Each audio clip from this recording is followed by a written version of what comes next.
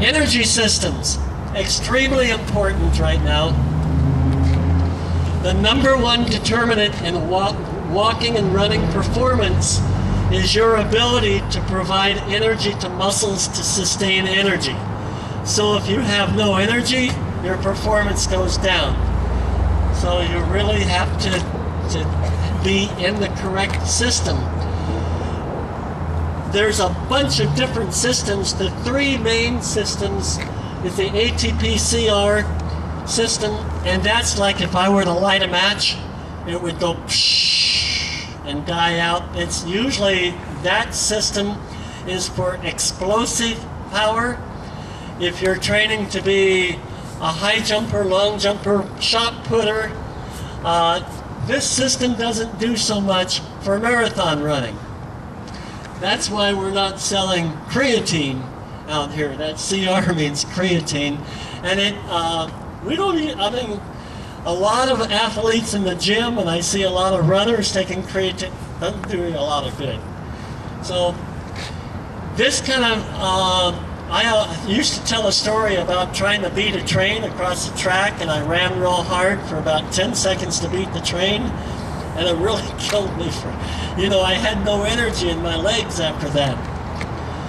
Your anaerobic system is that system that you use when your heart rate is up high, like 160, 170, 180, usually way up, and you're out of breath, and lactate starts accumulating in your muscles, and that's what burns.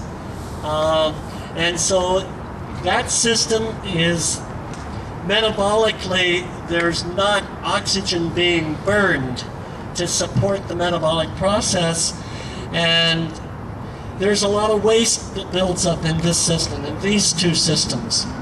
And so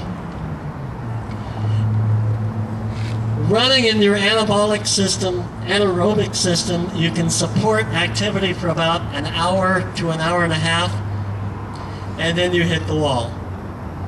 So you really have to slow down, and again, that's why we try to get people to slow down and use your aerobic system, which it means that you're using oxygen to metabolize fat, and that's at a slower rate of speed.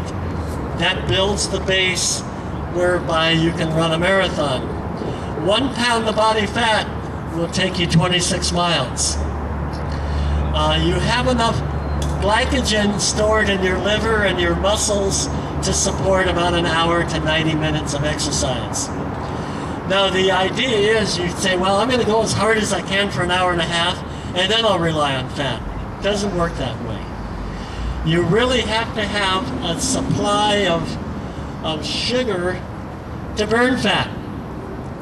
So there's got to be a flame of sugar underneath that fat molecule to get it metabolically used in the muscle. And the more you train down here, the faster and the more efficient you become using this system.